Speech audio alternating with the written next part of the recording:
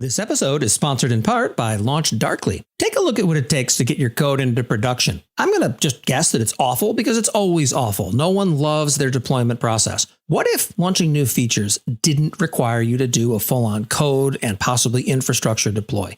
What if you could test on a small subset of users and then roll it back immediately if results aren't what you expect? Launch Darkly does exactly this. To learn more, visit launchdarkly.com and tell them Corey sent you, and watch for the wince.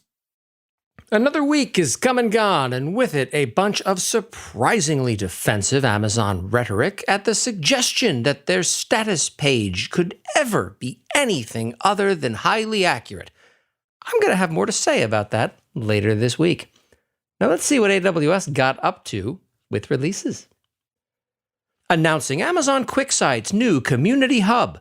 For a new Community Hub, there sure are a lot of historical customer questions here. I wonder what forum they rated to jumpstart this thing.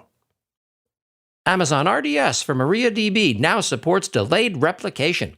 Delayed replication is still one of my favorite database DR strategies because if you drop the wrong table, you now have however many seconds you've configured to panic login and break replication before you're doomed.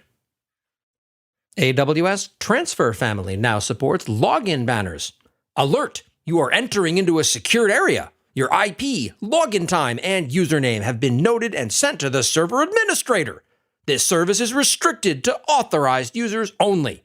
All activities on this system are logged. Unauthorized access will be fully investigated and reported to the appropriate law enforcement agencies. Announcing the general availability of AWS Backup for Amazon S3.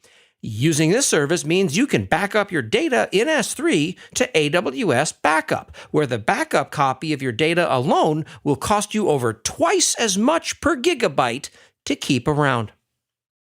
Automate your data extraction for oil well data with Amazon Textract. We need a good specific use case for a data extraction story around Textract's admittedly nifty capabilities. Let's pick something non-controversial like an oil well. Achieve better performance on Amazon DocumentDB with AWS Graviton 2 instances. I don't get the marketing excitement around things like this. Customers really don't care what the processor powering Amazon Basics MongoDB is. They care that the API they're talking to responds with a certain degree of performance at a given price point. However AWS does that under the hood is purely AWS's problem. Control formality in machine-translated text using Amazon Translate. This article is an exemplary view, an automated adjustment to formality in translated text. Alternately, click the link to see some bullshit. This episode is sponsored in part by our friends at Chaos Search. You could run Elasticsearch or Elastic Cloud or OpenSearch as they're calling it now, or a self-hosted Elk stack. But why? Chaos Search gives you the same API you've come to know and tolerate, along with unlimited data retention and no data movement. Just throw your data into S3 and proceed from there as you would expect. This is great for IT operations folks, for app performance monitoring, cybersecurity. If you're using Elasticsearch, consider not running Elasticsearch. They're also available now in the AWS Marketplace if you'd prefer not to go direct and have half of whatever you pay them count toward your EDP commitment. Discover what companies like Equifax, Armor Security, and Blackboard already have. To learn more, visit chaossearch.io and tell them I sent you just so you can see them facepalm yet again. Why you should develop a correction of error or COE.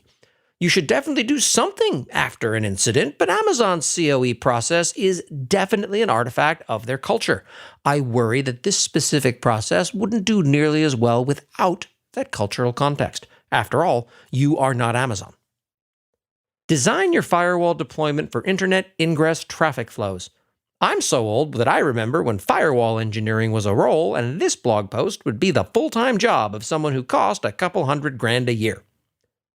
And finally, using AWS SSO with AWS Client VPN for authentication and authorization. Ooh, someone at AWS broke NDA and is talking about their excellent SSO service again. More like this one, please. And that's what happened in an admittedly short last week at AWS.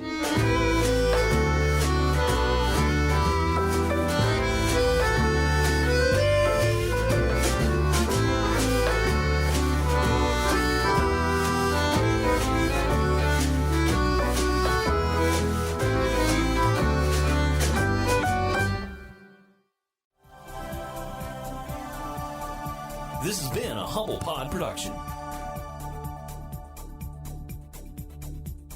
Stay humble.